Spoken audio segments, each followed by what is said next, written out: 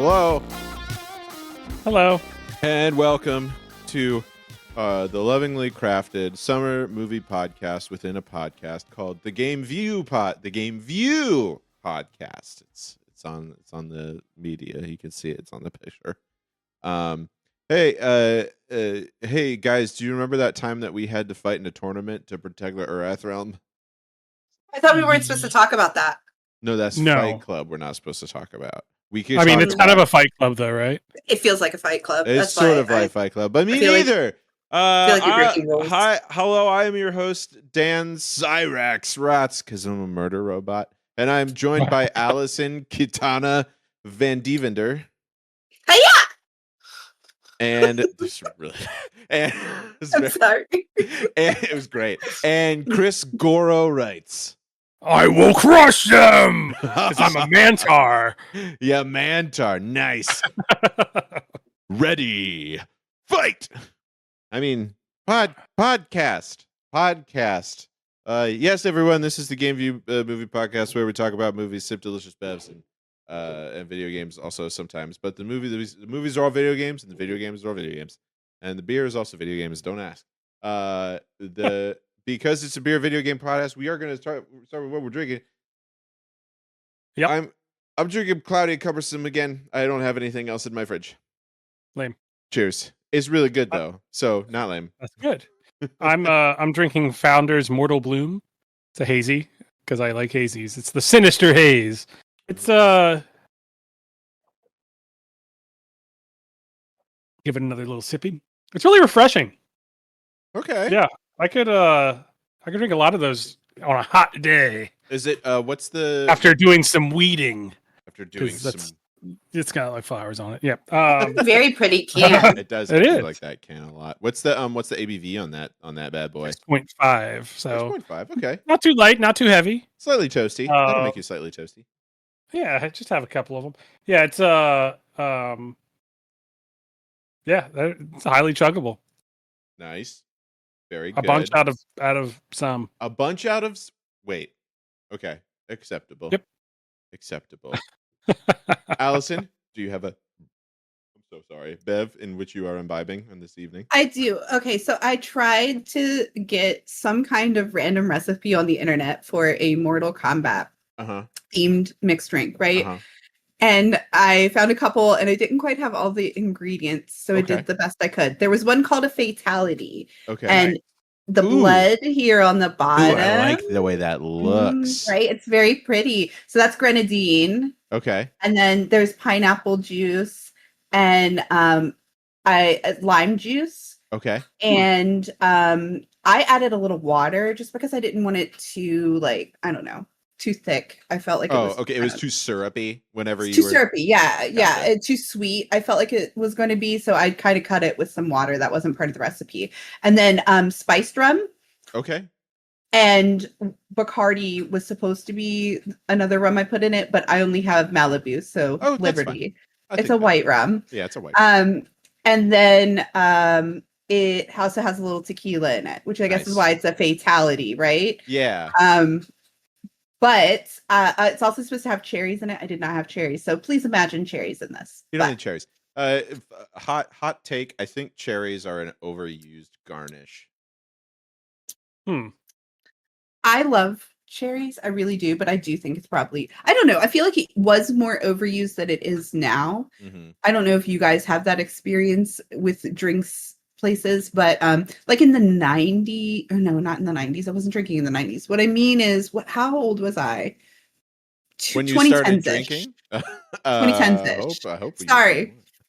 Yeah, no. In the 2010s, that's where I feel like the cherry popularity was at its all-time peak. Like every single cherry popularity. I thought you were going to say cherry poppin' daddies for a second, and I was like, cherry poppin' daddies. Yeah, ska baby, bring back the 90s, Zoot Suit Riot, whatever. Just do some skanking. Yeah. So I definitely think that for sure that is when I saw more cherries on things. I don't see them that much anymore, but it's really yummy, really good, dangerously good. A very Allison drink. I could You could drink a bunch of those, I'm sure. I could pound these and yeah, give my own fatality. Year, right? Oh, hey, maybe that'd be fun. Do it. Do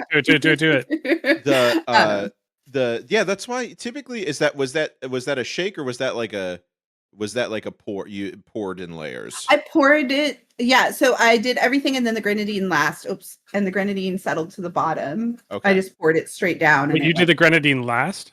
I did the grenadine last. And it separated like that. That's interesting. Well, yeah, it just like it sank to the bottom and stayed pulled. Because I think if you do like a good ice shake, you won't have to add any water to it. Like you put it in there, add a good bit of ice, and like do that. Yeah. Or like the alcohol part, everything but the grenadine, because then it would just be pink. You would drink that and it would just be a pink drink. Correct. Yeah. Which I don't have a problem with. I love pink drinks. But the whole point is to have the pool of blood. Yes, exactly. But yeah, now I've mixed it, and now it's a very pretty. See, yeah, that's what I think. Is like now it's now it's lava. Now, ooh, that is a very like Mortal Kombat-y orange, I will say. Oh, yeah, it is. It's good. Oh, you know what, Allison? Before you mix that, it had the gradient of the actual Mortal Kombat logo. I wonder if that's why. Because I was like, I was just looking at it on my screen, and I was like, oh my, wait a minute, it's the same. I've seen that before. I've seen it. I bet that was the idea. Yeah, I bet that was the idea. But that also sounds delicious. That sounds like a tiki bar drink. Like that sounds like I want like a big glass, a big mug. This is very summer appropriate. This ended up being a very good drink for right now because it's hot. Yes, hot today in the Northeast, everybody. And I would love to drink bad these here because of rain, cooling stuff off a little bit. It was for me. We didn't get that here. We didn't get all the rain you got, coastal boy. But anyway, delicious. You're not that far from the coast either. Delicious, Allison says. Delicious indeed. I'm always jealous. I want to do more mixed drinks, but I like beer also. So it's easy. Same. Great. All right, but this is a Bev's video game podcast, so we're gonna talk about video games. I'm not really playing anything new. I did play Flux, the card game. Flux. Oh, have you guys played that before? Is that the one where the rules change by the cards that you play? Yeah. It's very. I have Batman Flux. Nice. For my birthday, which was earlier this week.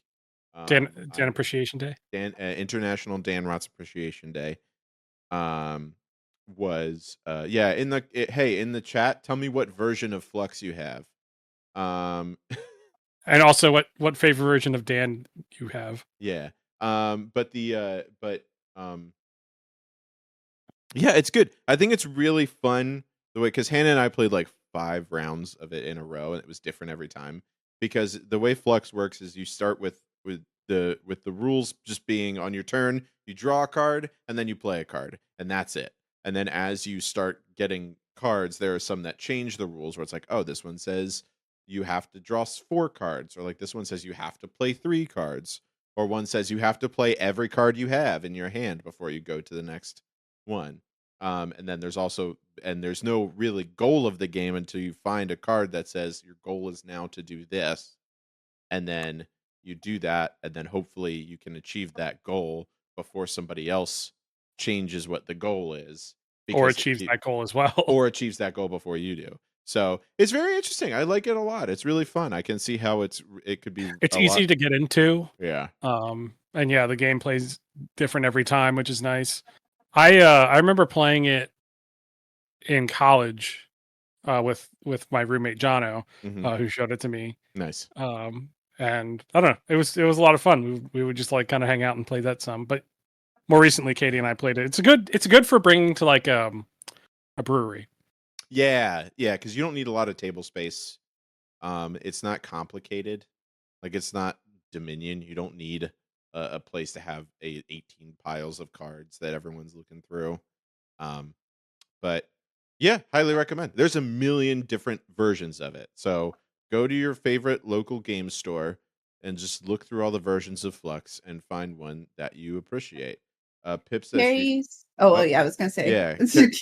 Carrie says she has Monty Python and Wizard of Oz, and she can't remember the other one. Monty Soba, Python sounds like it'd be fun. that would be fun. Soba has the invisible flex. I don't know. What is invisible? What do you have? Just normal flex, or do you have? I have Cthulhu flex now.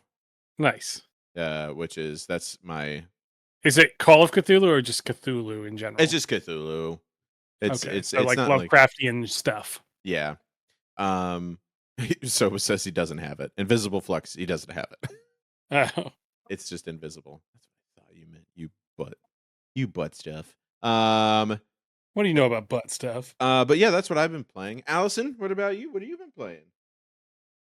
So I haven't been playing a ton either because I've been just really busy packing for a move. So that's been a lot of my focus lately. You're moving? But just like 3 minutes away, bigger place. Nice. This place is just too small. So working on that more than anything, but I have gotten into a little Disney Dreamlight on my Switch. Nice. Just as a cozy before bed game. That is a very cozy before bed game. Yeah, I hadn't tried it yet, and it went on a sale, so I was like, "Oh, I'll give it a go." And it's everything you like about Animal Crossing, but with Disney characters. So it's chill. Like, there's nothing really. That's actually so smart. It's so smart. Yeah, because literally how I loved Animal Crossing. How fun was Animal Crossing? But let's add this IP characters that it. you know and love. Is it like, and like people, like, is it an island and people will come to your island and like leave your island? It's like a mystical, it's a mystical world. Yeah, it's a little land. Like there's a beach area, there's different kinds of little areas, and you put their houses down in this space. And they all have different like homes and things as you add characters. But like, are your characters different than my characters if I play it? Yeah, you get to create your own main character. You choose who? Well, yeah, but like, do you choose like what other Disney characters come and join your town? Yeah, sort of, because they have X ones available, right? And you can go into their world and get them in. So like, I think eventually, and I could be wrong because I've only played a little bit, but I think eventually you'll get all the characters they have available to come to your world, as long as you want them. I guess you could never go get them if you really are just like, I don't know, fuck Peter Pan. I don't want him on my land. Listen, we don't condone that here. No one really knows how old Peter Pan is, so we can't, Yes. Fuck Peter Pan. And he's both ancient and a child. Carrie and I played a game that she mentioned in chat called Restorats. Restorats, I guess is how you would say it. Restorats. I won't talk about it too much because I'm hoping we're going to play that afterwards. So we'll all get to experience it a bit together. But that's in demo. And so people can try it if they end up liking what we play later. Now, from what I can gather from the title, it is rats and restaurants. Yes. All right, great, cool. You're a rat and it's a restaurant. The end. Very Ratatouille-esque. Got it. Mm-hmm. It was really fun. It was really fun. All right. And then Christopher? Yeah, what have I been playing? Hearts of Iron 4. Hearts of Iron 4.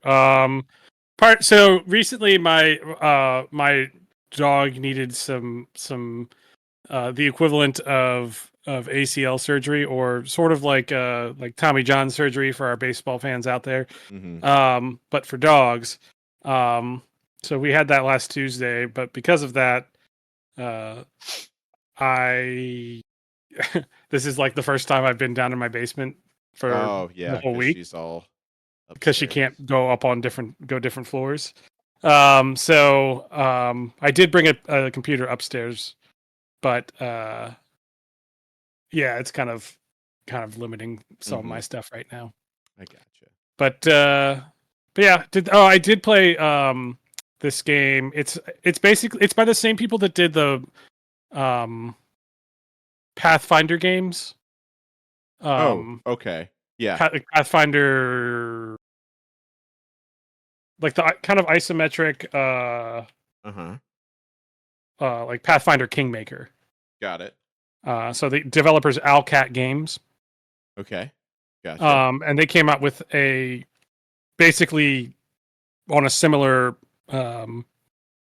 engine, a Warhammer 40k game called Warhammer 40k Rogue Trader. You play as a rogue trader, which is like basically like a merchant, but like he's a cool merchant. He's not like other merchants. Yeah, no, he has like a lot of respect within the world Warhammer 40k world, and like you have like a sister of battle that joins you, and like he doesn't have like a pixie cut and go around on like a scooter or something.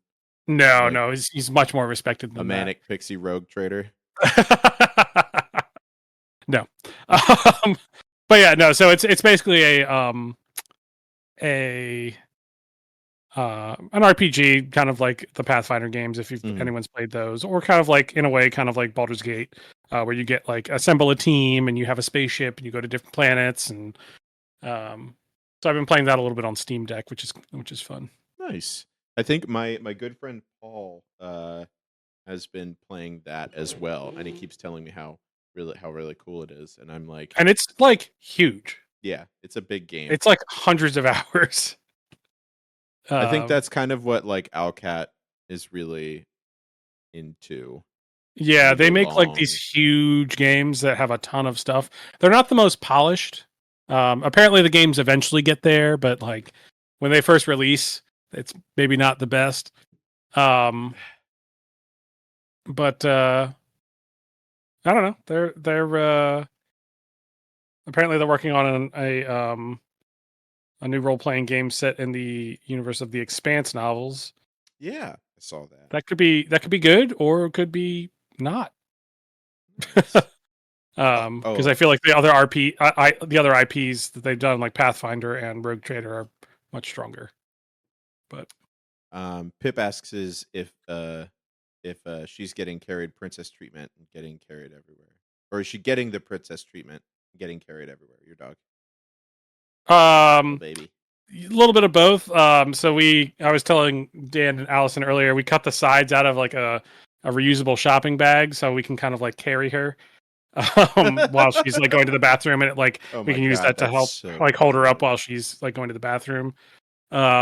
But also today she's decided that she's just going to start walking around, which isn't great because it was what day was it?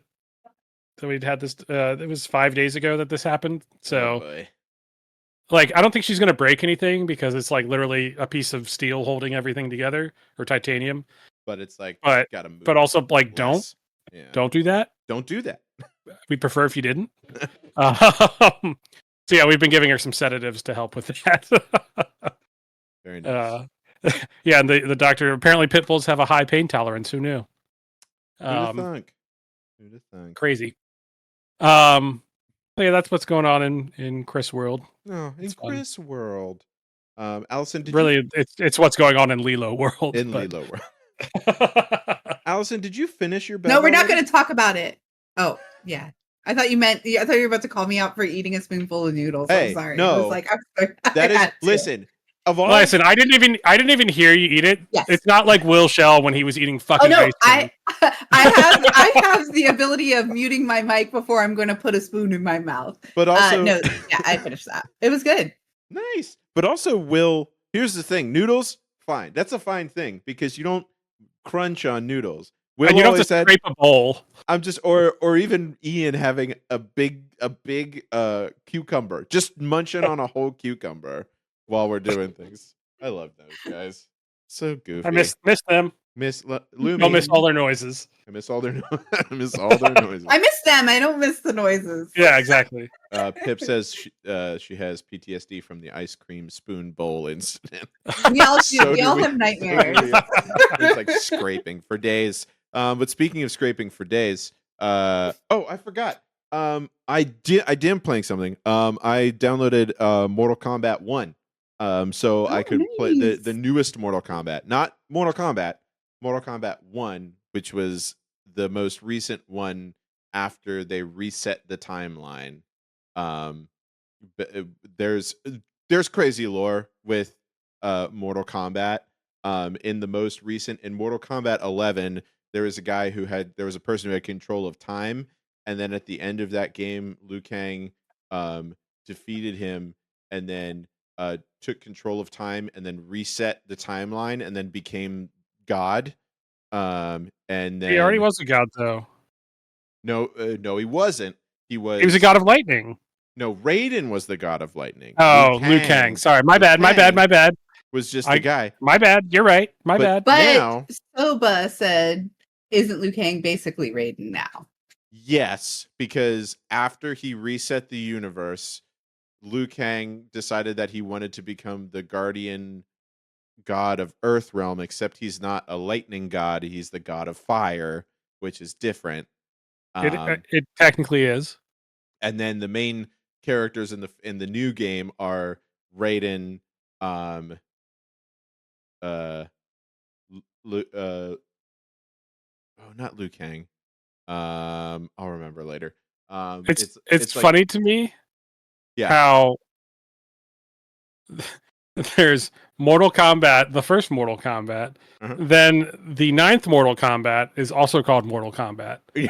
Yeah. And then the 12th Mortal Kombat is called Mortal Kombat 1. They're doing the Xbox version of renaming games. It was, honestly, even just trying to find things I wanted to confirm about this movie in searches was so difficult because it's just Mortal Kombat. It's just Mortal But you'd have to put in like the 1995 version, or you're going to get different movie versions, or you're going to get game info, or like it was just not giving me what I needed when I was trying to confirm some things. or the Mortal Kombat TV series that was out for a little bit. There was a Mortal Kombat TV series? It was called Mortal Kombat Conquest. And it ran for one season. There were 22 episodes, and it was released it went from 1998 to 1999. Also, another thing. There's Mortal Kombat 4 in 1997. Then there are no more numbered ones until, I guess, technically Mortal Kombat X is kind of a number. That's right. They didn't really use numbers. They just but then in 2019, yep, we had Mortal Kombat 11. I want to watch this TV series so desperately now because it's got Paulo Montalban, Cristiano. When did this come out? 1998. 1998. That was like prime. I would have ate this shit up time frame. What channel was it on that I just didn't even know it existed? This is very confusing to me. I have a lot to look into with this. Thank you for that. Mortal Kombat Conquest. Yeah, it was in syndication. So it just they could do it on like wherever, I think. But I had to have an original release. The show aired in syndication for one season. No, that just means that anyone who paid for it could put it on their show or on their network. Oh, USA Network's Action Extreme Team Block. And then it was later picked up. You know who else was in that? Oh no, WB Network. We didn't have WB. We were poor. Jamie Presley was in this. What? It was also in Dead or Alive. That's what I'm saying. There's like, this is a fascinating. There's like some legit. Eva Mendes is in it. Oh shit, we gotta watch the show, guys. We gotta watch the show. I'm telling you. There's like some legit. I mean, it's probably like early in their careers, but like there's some Shirley Butt. I am wicked interested in watching this now. So there's a lot of characters that are not in Mortal Kombat. No, yeah. I think you've only got it's really Kung Lao, Shang Tsung, Raiden, and then at the bottom they have like Scorpion, Sub-Zero, Katana, Noob, Saibot. So they probably come in for one episode or something. Quan Chi. Yeah, they're probably like the monster of the week or something like that. Mm-hmm. Yeah. Anyway, this is great. Thank you. Great. Yeah, anyway, so this movie. So this is the GameView podcast where we talk about a movie. The movie we talk about this week is Mortal Kombat from 1995. Glorious piece of literature. Before we go into it, Chris, did you enjoy this film? Yeah, it was all right. Okay. Allison, did you enjoy this film? Okay, I love this film. Love this film. I very much am a so bad it's good kind of person with some movies. And this one's like cheesy, loud. It's got a great soundtrack, and it does have a great soundtrack. it's just got fun. one good song. I enjoyed it. They used bing bing bing bing bing bing bing bing bing bing. You know how we had to do a it's hard to sidetrack. You know how we had to do a song for when we pledged PMA? Yes, I do. Yeah, I remember. That was our pledge classes song. Oh, was Mortal Kombat. No. Yes, and I love it so much I have it on DVD, guys. I did buy this myself. Well, and it's DVD and so it's old. Yeah, and it's a double feature DVD where I get both movies. Okay. Mortal Kombat and Mortal Kombat Annihilation, which you could say, some say Mortal Kombat Annihilation is the better of the two Mortal Kombat movies. Mortal Kombat Annihilation? Annihilation? So this, Soba says the music during the Johnny Cage and Scorpion fight and the Liu Kang and Reptile fights were sexy. Yes, it was. And we're going to get to all of the music was sexy. All the music was sexy, but we're going to get to that. But here's the plot of the movie. It's Mortal Kombat. All right, here we go. The end. Next. Keep going. So, for those of you who aren't initiated to Mortal Kombat is every year or every is it every year or is it every it's every 100 years. I think it's every century.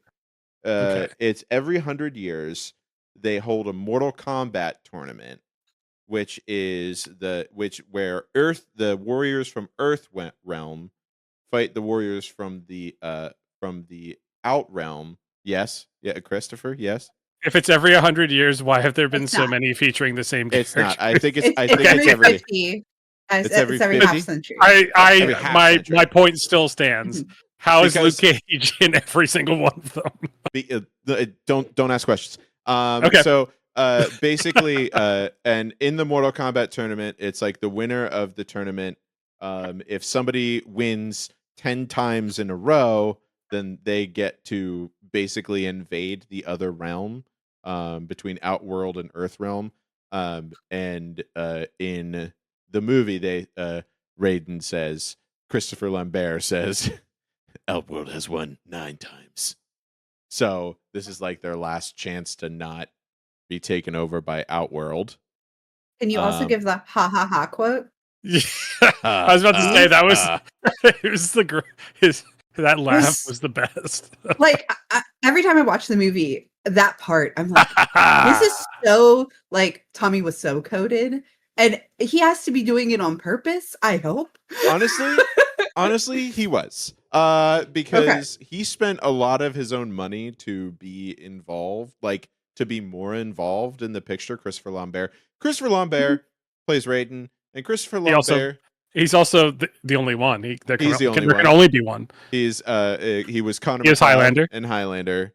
And in this movie, he was basically only supposed to shoot on a soundstage in LA, but then he went to Thailand with everybody else because he really wanted to. He just was no, I want to do all my stuff there with everybody else. This seems like fun. And so he did. So he spent a bunch of his own money to pay for himself to get over there and for his lodging and stuff like that. So that was pretty cool. I was trying to find why that happened. I tried to Google and look up anything that told me was this intentional? Was this an ad lib that they just kept? What was this supposed to be? And there really wasn't much in there. So I just assumed that he was intentionally playing it weird. And also in that search, I accidentally found out that Sean Connery was supposed to be Raiden. Sean Connery was on the initial list of people to play Raiden.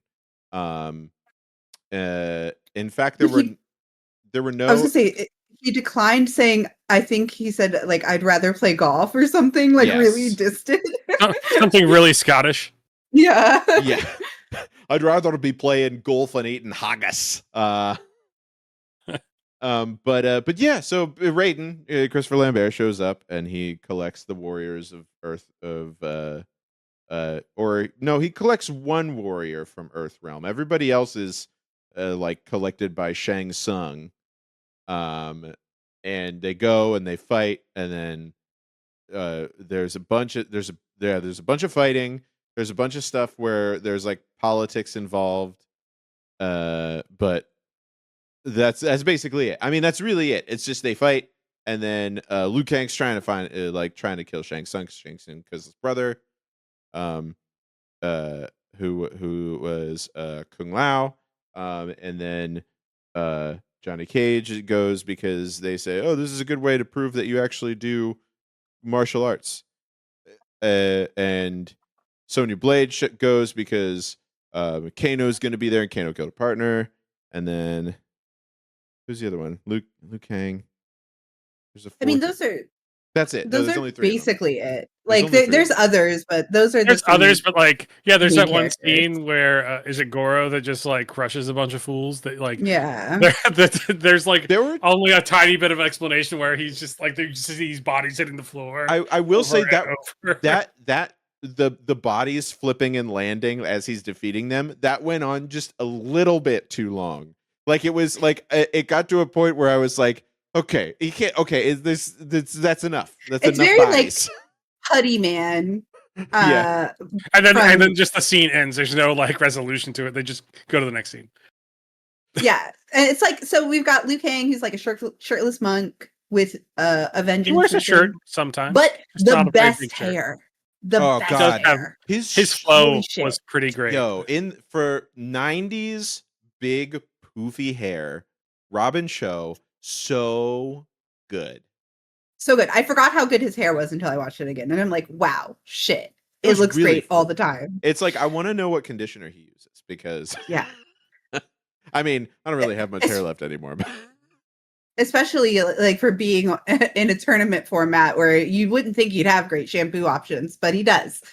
And then Johnny Cage thinks his whole personality is his sunglasses, basically. Well, it is though, right? Honestly, in the games, that is his whole personality is the sunglasses. Right. So it's very good.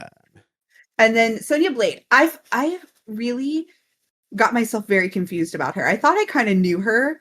And then when I was watching this, I was like, wait, she's military, but her only mission is to arrest Kano, or is that a personal mission that she's decided and she's not doing military stuff anymore? Like there wasn't context there. And I was like, maybe I forget stuff from the game. I don't remember how she went military to only hunting Kano, right?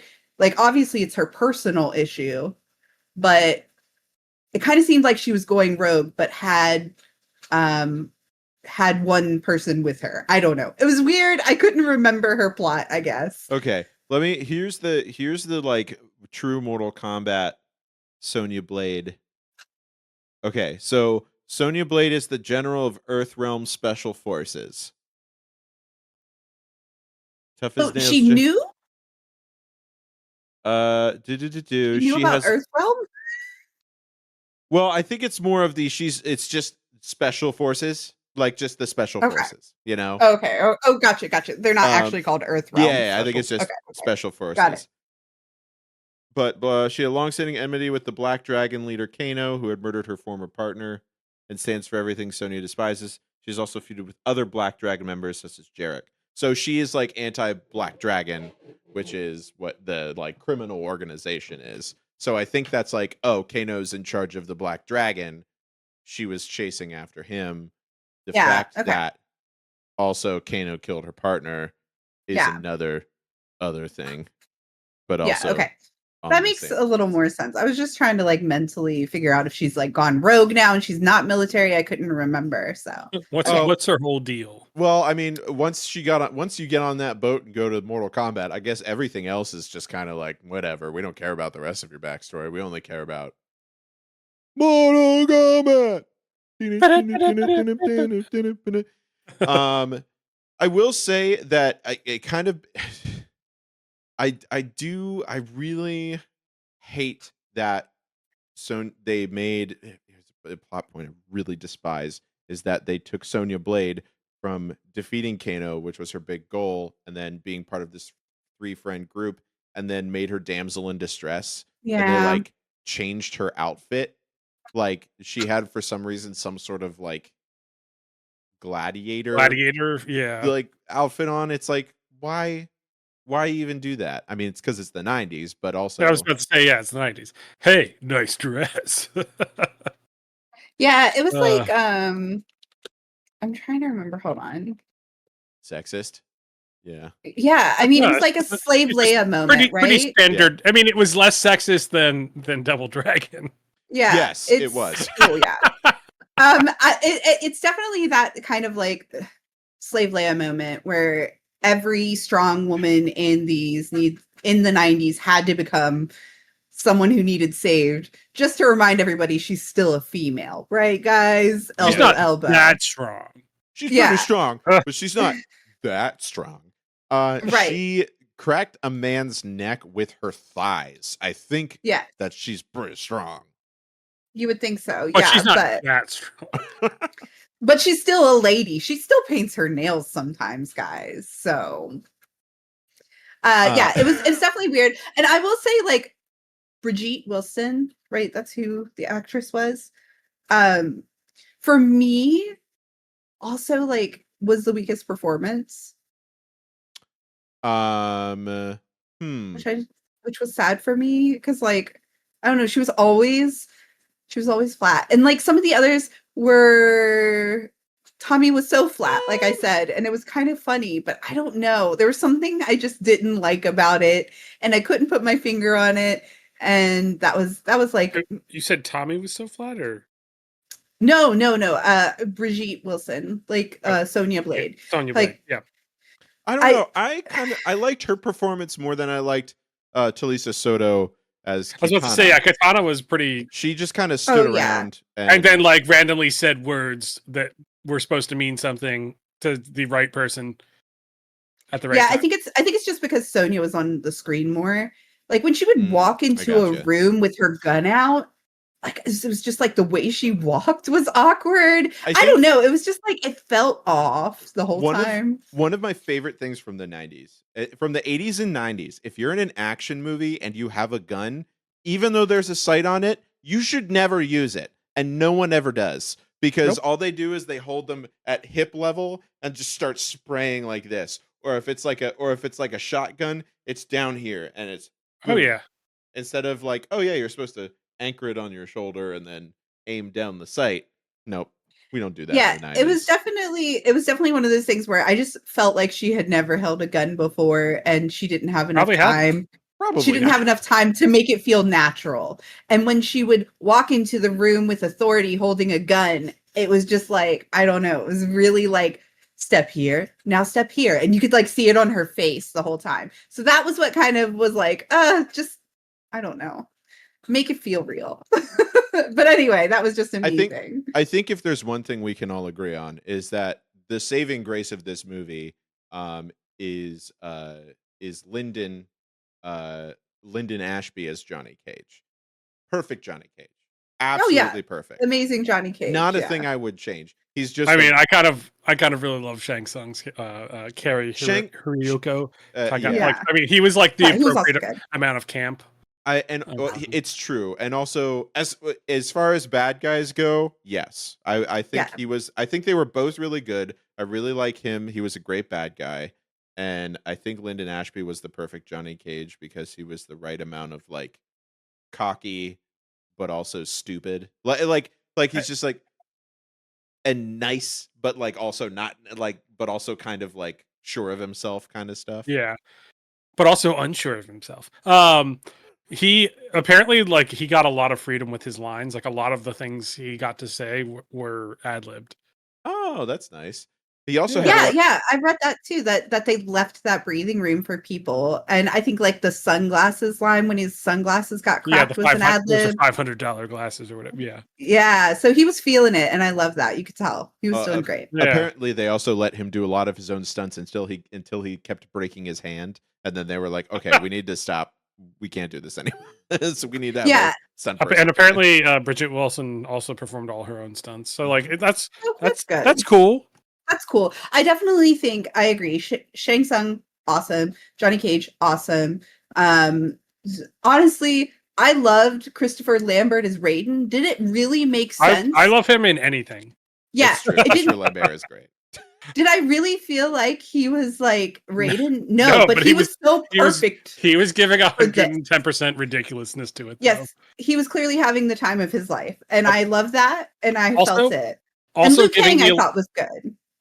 Yeah, he was good. Apparently, yeah. Robin his martial arts were amazing. Yeah, he was in the martial arts scene for a while too, so that's not that's not too crazy. But Ed Boon, who created Mortal Kombat, was also writing on this movie, so he was there, and whenever I think there was a story where Christopher Lambert came up to him and he was like, "Are you sure you don't want like because I know Raiden is Asian in the game, right? So shouldn't he be that?" He was like, no, you're doing it perfect. You're doing a great job. I love everything you're bringing to it. So just keep doing that. And he was like, all right. He was like, okay, I will keep doing that then. Yeah. He kind of gave me Geralt vibes a little bit too. But I don't know if you've heard the audiobook of The Witcher, but he kind of the way he was speaking as Raiden reminded me of Geralt. All right. In the audiobook, which was fun. But see, like everyone we mentioned, we didn't mention we liked Sonya because I think that was the weak link in the 5 main characters, right? Yeah, I would say that the weak link in the movie was kind of in some ways the fight scenes. I disagree with that. A lot of the fight scenes that were good. The Scorpion one was pretty cool.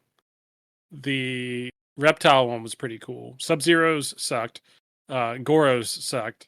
Sonya's and what's his name was okay. Kano. Sonya and Kano. Yeah. But like I don't know, like the Goro one was so anticlimactic. Like why was the Reptile fight bigger than the Goro fight? I do think that this like I think I see both sides. I think that the combat was pretty good most of the time, but the thing that it always suffered from, it seemed, was not feeling like it was long enough to really get to something meaningful. It was kind of like fighting here, okay? Now fighting here. It felt like I was really playing a 30-second time match in Mortal Kombat where it just kind of ended. And to Chris's point, yeah, I do think some of them felt a little like not as majestic as maybe it was meant to with these like crazy powerhouses. Yeah. So in that sense, that could be limitations of like I think they were using a suit for Goro. Oh yeah, absolutely. Yeah. So it was animatronics and which like it looked good when he wasn't moving a lot, but like when he was moving a lot, it kind of wasn't great. But like that's the scene where they had the limit. Yeah, the scene where you first see Goro, like at the table with Kano, he looks really good, and I was like, kind of surprised by that. Like the way he was moving felt like looked pretty good. And, but yeah, in the fights he didn't look as good. There was this time in the mid '90s where the like practical effects that they would do for stuff were so good that it was like Jurassic Park.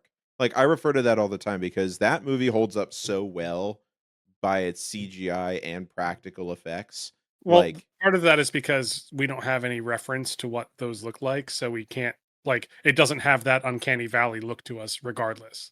Well, but we don't know what it looks like. True, but even then, I mean, it's like it still looks like it didn't look fake. When Reptile turns into a CGI reptile, you're like, oh, that's a CGI reptile.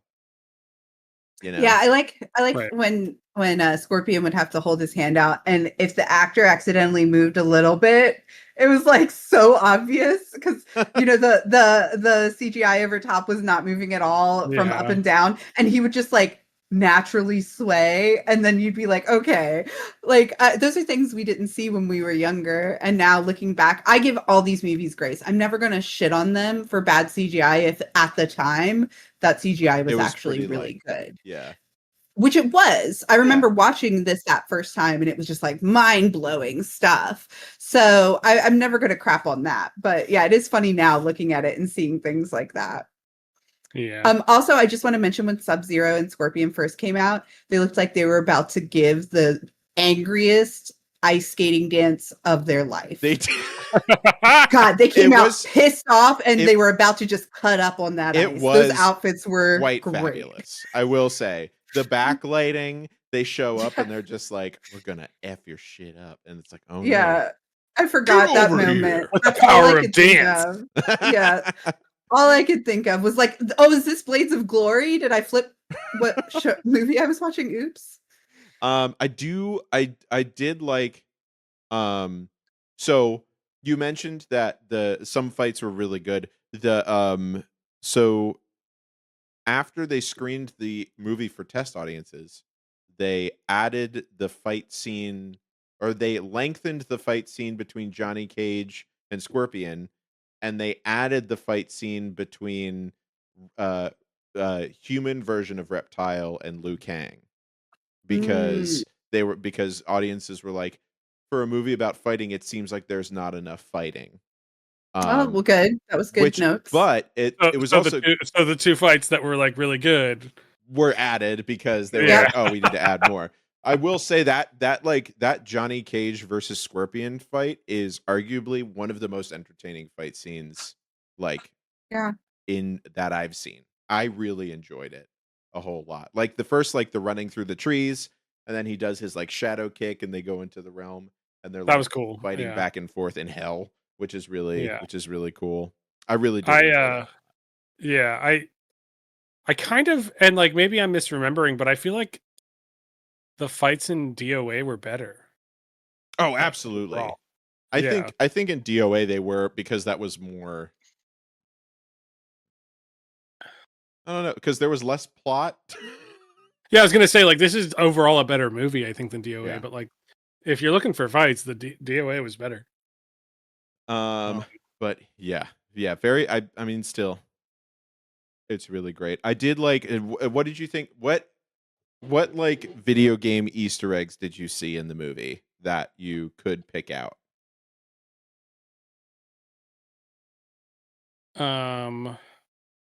This is a group question. I mean, like the get over here is a pretty. I mean, it's not really an Easter egg, but it sort of is. I mean, yeah, the sayings, like well, and like the get over here and like the shooting the palms out. Yeah, when Shang Tzu walks over, I don't remember who, but like one of the first people during the fights, and he stands over someone after they died, and he sucks the soul out, and he's like, fatality. Yeah, or like flawless victory. Flawless victory. Yeah, like those little sound bites. That was a big thing that stood out to me. And then like just character moves. Would we consider those Easter eggs? Like, yeah. I guess, Liu Kang does his flying bicycle kick against Reptile.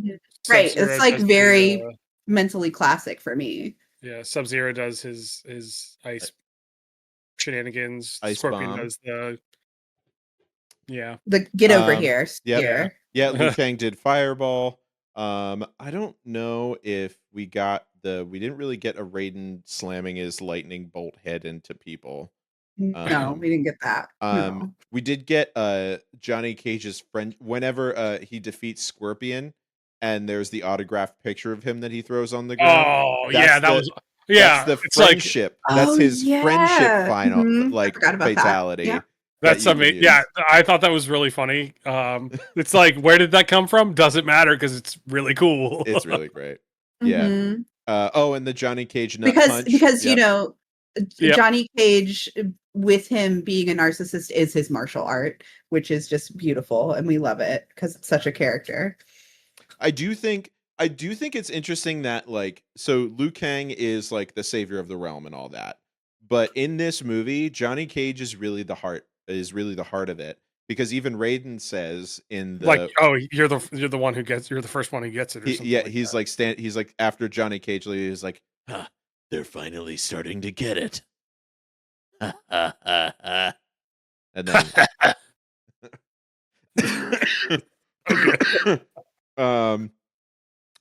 so yeah, I mean, I thought that was really good. I think there was enough one, and then of course the Mortal Kombat, the bing bing bing bing bing bing bing bing bing bing bing bing. song is great. Oh yes. So are we talking about the soundtrack now, real quick? You can talk. Yeah, go for it. I was looking up because I remembered that I loved the soundtrack, but I just wanted to look up more information on it because I didn't really know much beyond that. George S. Clinton. And it turns out that it was the first EDM record to receive a platinum certification. Oh shit, that's amazing. I love that. Yeah, which is cool. Hilarious. I accidentally found that while I was looking into this. And it got to number 10 on the Billboard 200. And it was the most successful video game spin-off soundtrack album in the Guinness Book of World Record for gaming. That's really cool. So those are all very cool facts. Also, I didn't know Buckethead was on one of the songs, but Buckethead is on one of the songs with George S. Clinton. So that's facts amazing. I found while I was researching. And to be clear, it's not that George Clinton. Well, that's why there's the S there. It's a different George Clinton. Yeah, it's not Parliament George Clinton. Because I mean that would be crazy. That'd be awesome. That'd be absolutely nut bars. But no. I mean he's done a lot of. George S. Clinton has done a lot of stuff. He's done. He did Austin Powers. Mm-hmm. Austin Powers. Yeah, he did the.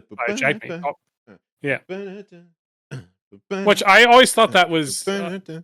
I guess because of Goldmember, I assumed that was Quincy Jones for some reason because they had Quincy Jones directing it in the intro to Goldmember. But fuck me, I guess. I'm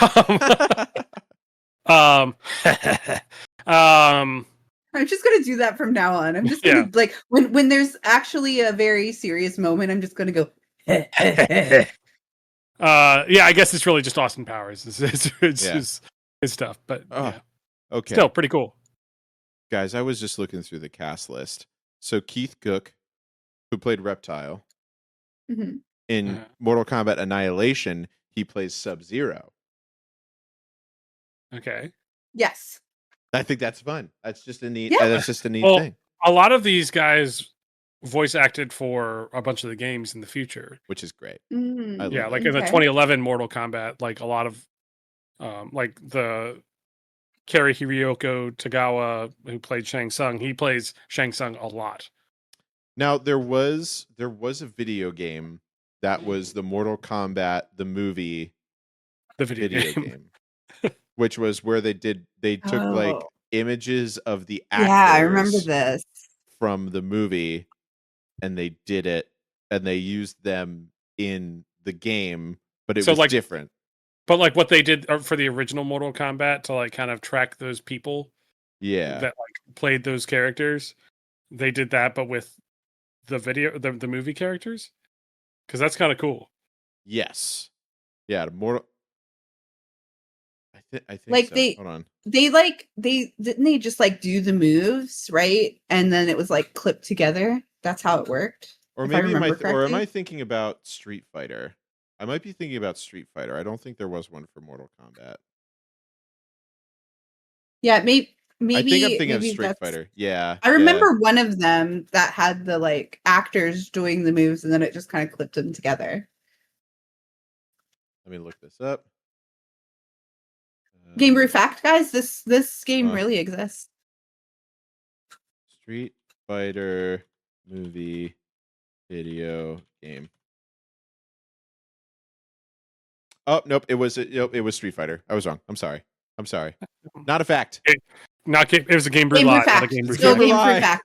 We never lie. We never lie. Dan told a GameView fact. GameView lies. But this was directed by one of our favorite directors of all time, Paul W.S. Anderson, who you know as the director of Resident Evil, which we have done on the podcast, right? And the husband of Mila Jovovich.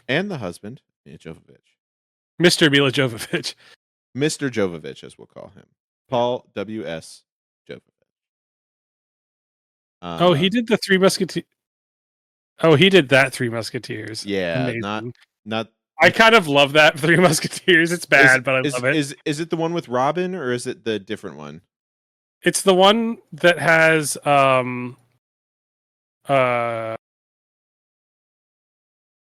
Christopher Waltz as Cardinal Richelieu, and Orlando Bloom as Oh yeah, no, that's okay.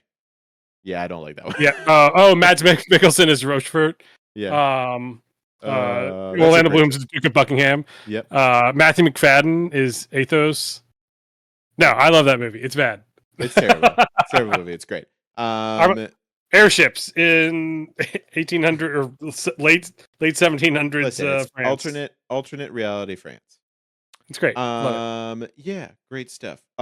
So, how do you think that this movie compared to the video game? Do you think that this was true to the game, or do you think that? I think it was true enough.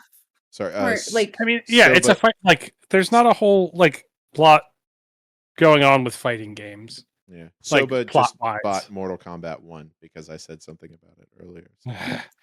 is Mortal Kombat 1 that has like Homelander? It has Ghost. Homelander, Face. Yeah, you can get those extra packs. So anyway, I'm so sorry. So go ahead. You guys were saying. What were you saying again about? There's not a whole lot of plot to be had in the video game of Mortal Kombat, at least the original ones. It's more about the gameplay, I feel like. With what they had, yeah, sure. It stayed true to it. I couldn't even remember what Sonya or why Sonya, except Sonya, was in the military. So, going into that and trying to make it make sense in a movie, I think is hard because I watched her backstory moments and I was like, actually, what the fuck? I don't get it. And so I was trying to piece it together in my head and questioned it more than I ever did in the game. Also, this is I don't know, probably my 7th time watching this movie or something.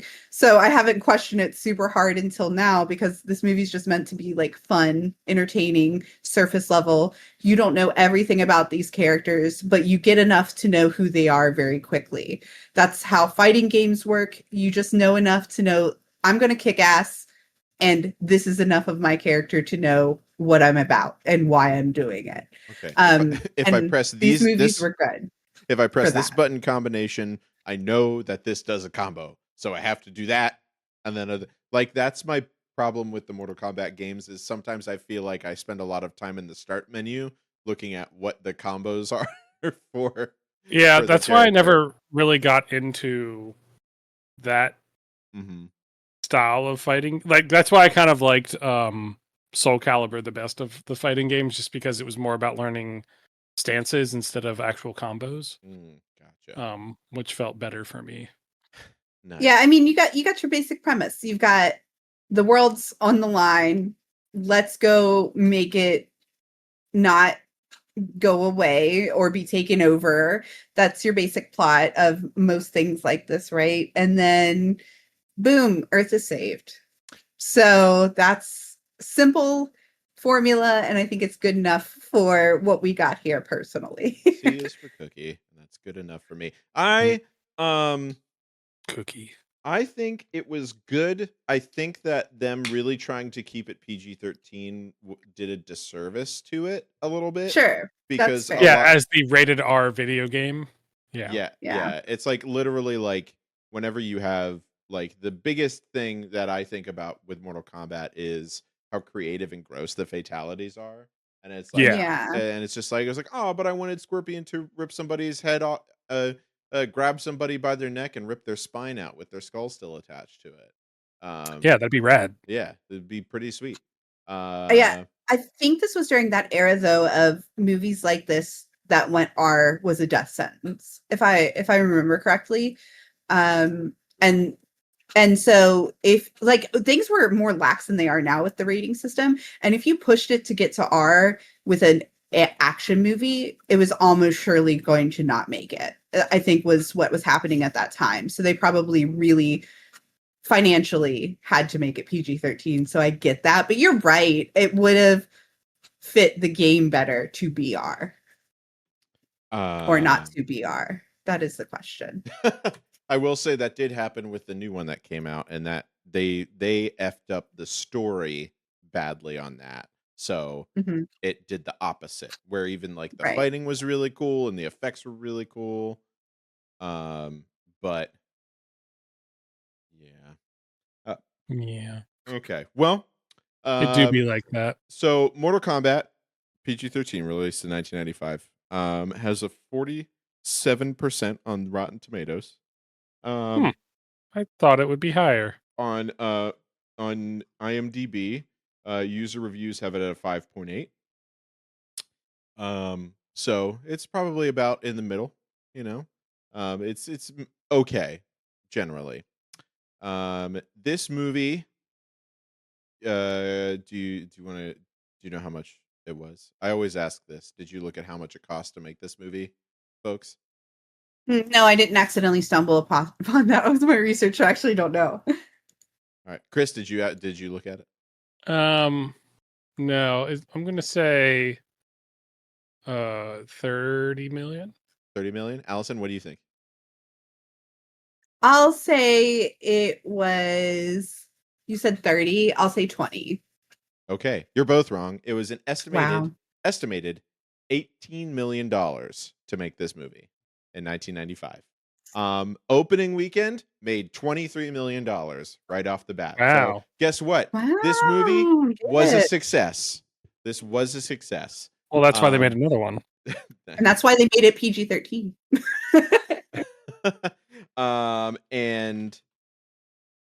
So the total gross of this movie was $70 million. So definitely a success. Probably one of the more popular, like for a long time was one of the most in like relation to how much more money it made than it cost to make. Probably one of the most successful movies. Mortal Kombat was released in 1995. It ranked 17th in the top 100 movies that were released in 1995. That's pretty good. Yeah, just as a reminder, in 1995, the top 3 movies were Batman Forever, Apollo 13, and Toy Story. Ooh. This is also Batman Forever is that one. Batman Forever is the one with Robin. And with Val Kilmer. It's not Nipple Batman.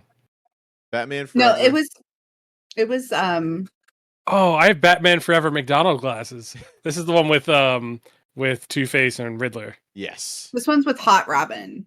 Robin. Chris yes. O'Donnell was very hot as O'Donnell. Robin. Chris O'Donnell and Sugar and Spice. Chris O'Donnell was hot as Robin. He was also hot as D'Artagnan in the good Three Musketeers movie. Oh, you mean the Man in the Iron Mask? No, that's the other one. So those were the top 3. This ranked 17th.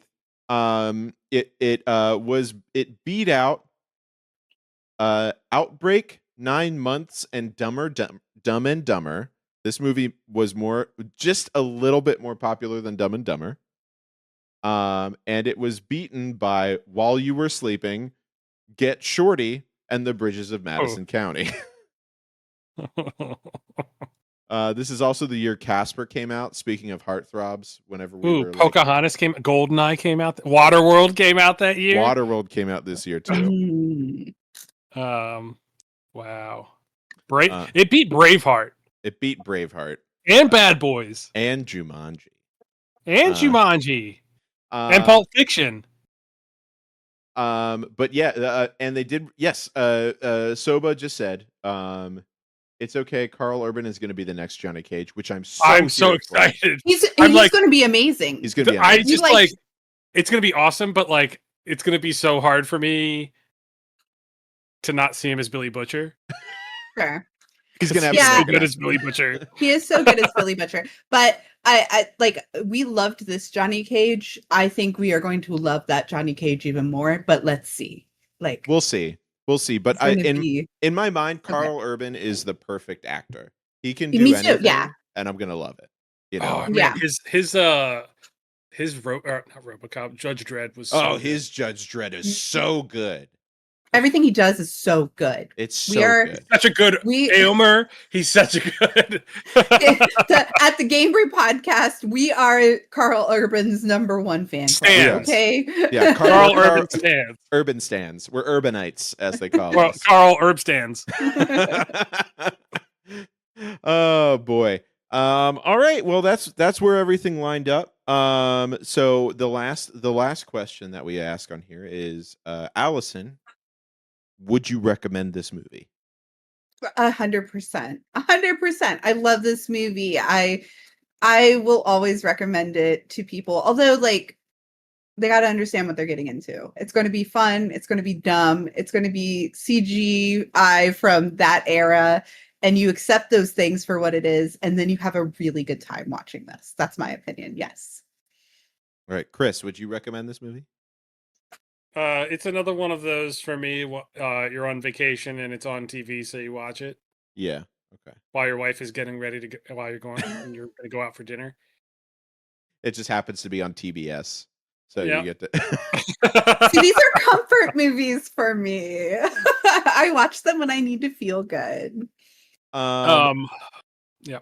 I'm gonna say I do recommend this movie. As far as like video game movies go, I think that this one is like right in the sweet spot of being both true to the video game. Like Ed Boon was involved, so everything that's like Mortal Kombat in it, he signed off on and was like, yes, this is fine. This is Mortal Kombat. This is the story. I'm good with this. And everybody involved, like, there wasn't any drama. The biggest drama was they had to stop actors from fighting in their scenes so much because they kept hurting themselves over and over. I think Robin Shu in it said a few times that he gauged how much he liked the fight scene on a 1 to 3 based on how many ribs he broke during it. So the reptile fight for him was a 3 because he broke 3 ribs during that fight. That makes sense. What a Jackie Chan thing to say. Jackie Chan's like, I broke everything in my body at some point doing movies. There was also something else that I saw here. But Ed Boon was also the voice of Scorpion in the game too. So that's another thing that was nice. In the movie. You know, I'm kind of sad that there wasn't a whoopsie. Toasty. A toasty. Oh, toasty. Yeah, sorry. They could have whenever Scorpion was getting set on fire. So, I mean, I would recommend it. I think that I think it's in the sweet spot that I think that if you watch this movie and you understand what Mortal Kombat is, if you don't know what Mortal Kombat is, I don't think you would like it. But for people who know what Mortal Kombat is and understand, I think that this is a must watch as far as video game movies go. I'm with you on that. So now here we go. We're gonna get into. We're gonna end the podcast. Nope, not there yet. Not yet. First, we have to do everybody's favorite ranking of films. Allison's gonna go first, and she has less to go through. Yeah, I was gonna say I forgot because I haven't been on the last 2. Okay, wow, that's really hard to read. Here, it's bigger now. It's so blurry. There's no chance I can read what's there. I'll just do my best. So your top is Silent Hill. Okay, now I can. Followed by Warcraft, Werewolves Within, Super Mario Bros, and then Final Fantasy: The Spirits Within. This goes above Super Mario Brothers for me.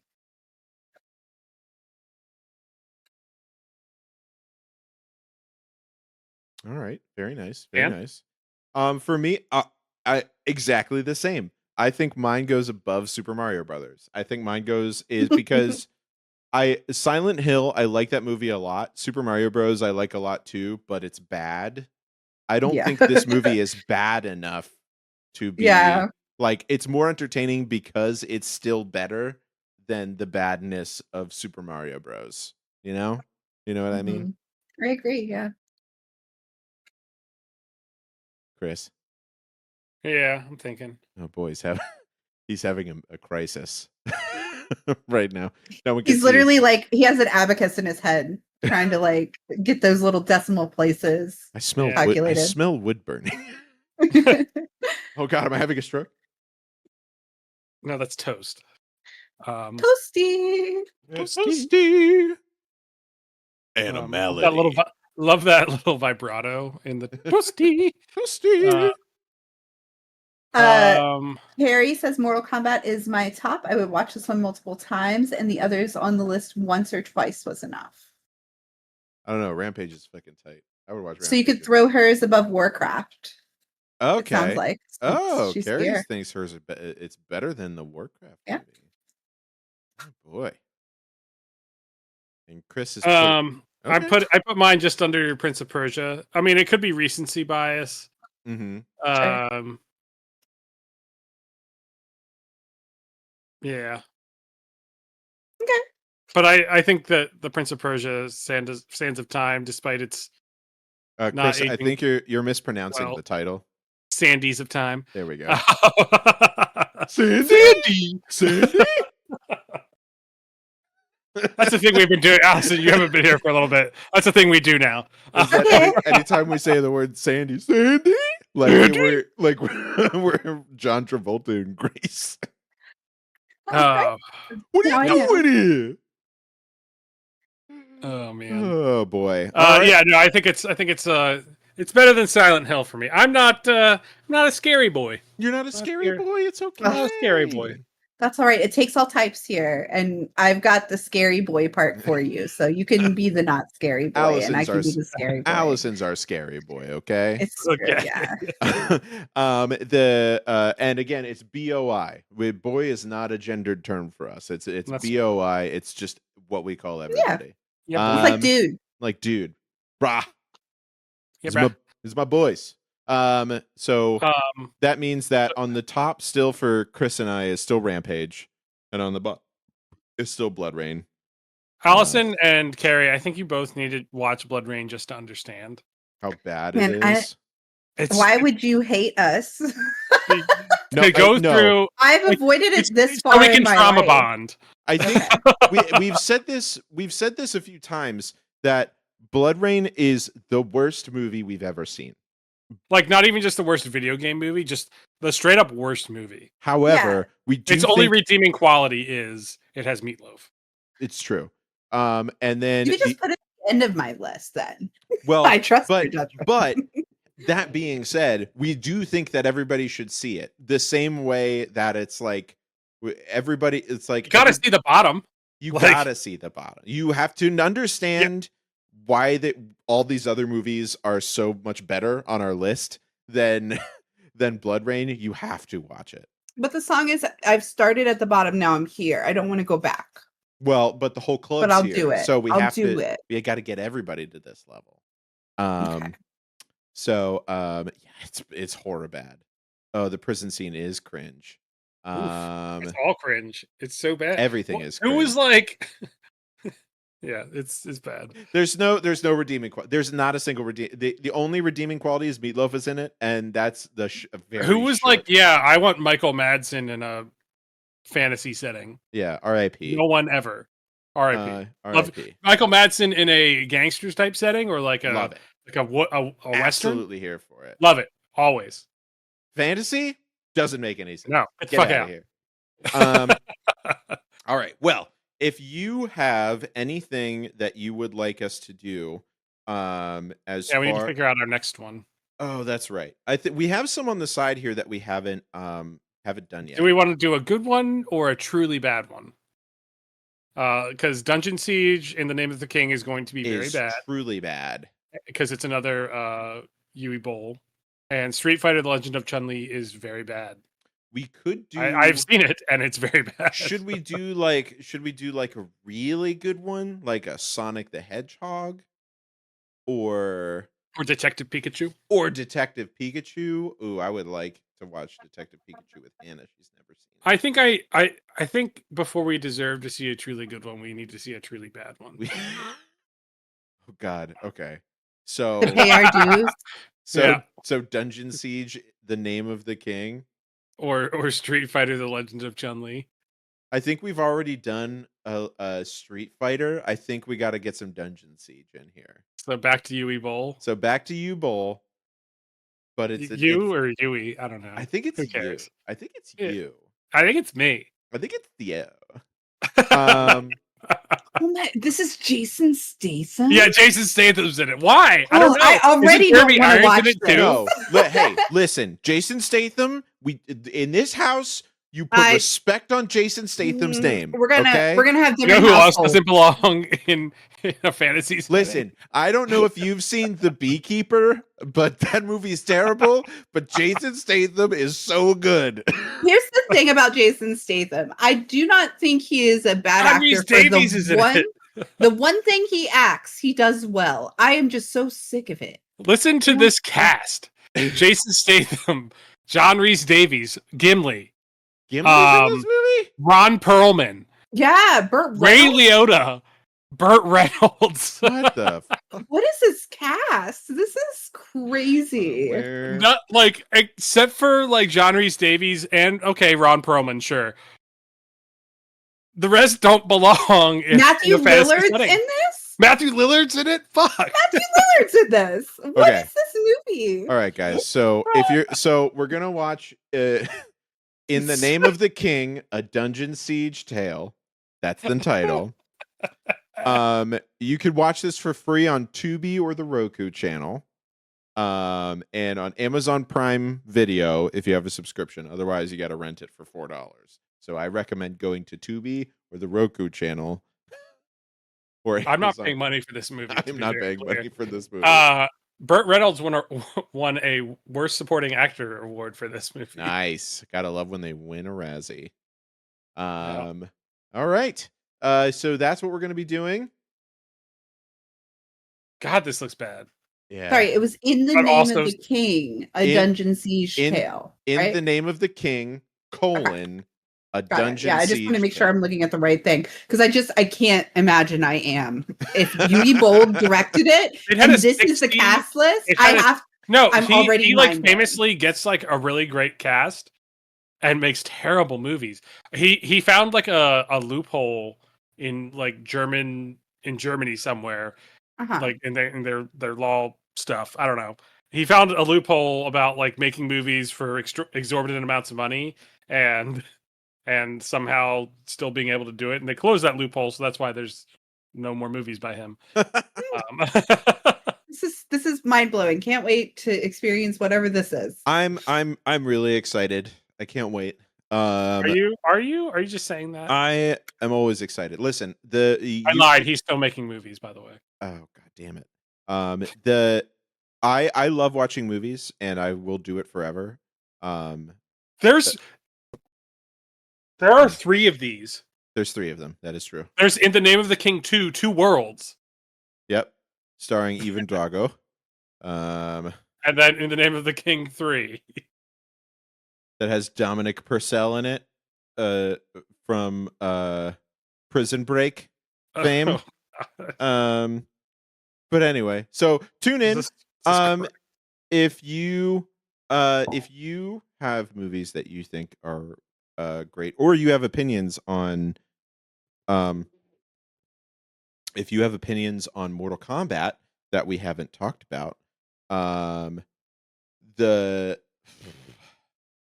you could go to our Discord. Let us know on our Discord. Yes, let us know on our Discord. Sorry, my brain's not working. No, you're good. I got you. Let us know on our Discord. You broke your brain. But by going to bit.ly/discobrew, DISCOBREW, you can hang out with us there. Remember to listen to other episodes of the podcast. As we said, the GameView podcast is what we do over the summer because it's hard to think about new topics all the time. So while the kids are on vacation from school, so are we. And so this is our little summer series we do, and then in September we'll probably be back to our old Game Brew ways. So if you have recommendations for topics, this sucks for you. Sorry. Which I'm sure it doesn't. These movies are great. You should go watch them. At least I hope it makes you think about these movies and go watch those movies. So yes. Allison, do you have anything to plug? I don't. I'm moving.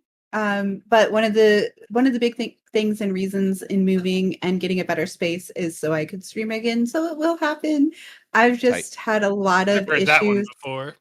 Yeah, I've had a lot of issues getting it running. The last stream I did, everything was broken and was really frustrating, actually. So I don't know. I'll probably stream. If you want to follow me on that journey, it's twitch.tv/Vinalia, Vinala. That's it. Chris, anything to plug? Don't let your dog overexert itself. That's a good else it'll get expensive.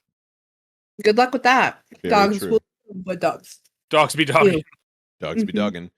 And I'm going to plug. But if you have outside pets, bring them inside because it's hot outside. Okay. And if you have inside pets, take them outside sometimes. It's boring inside. Don't let them lick toads though, because then they don't. That's not good for them.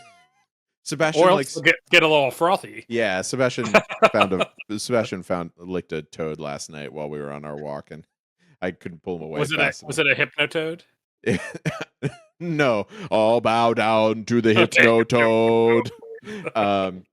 But yeah. Mojo eats anthills if I don't pull him away quick enough. That's you know protein. how hard it is to see an anthill until it's too late. It's pretty hard. if the only thing that Sebastian ate was ants, I'd be fine. At least he's getting protein. Instead, he eats grass and he licks frogs, and then he just in his own butthole. Lilo eats grass and poop, which is, I guess, other dogs' buttholes. So gotta be careful. Gotta be careful with that. All right. So we don't end this podcast the way we end the other podcast. Instead, we just insult everybody. So fuck y'all. Yeah, eat a bag of ducks, everybody. Love you guys. I won't insult you. That's not how we. Yeah. That's how I do it. Whatever. That's why you're lame.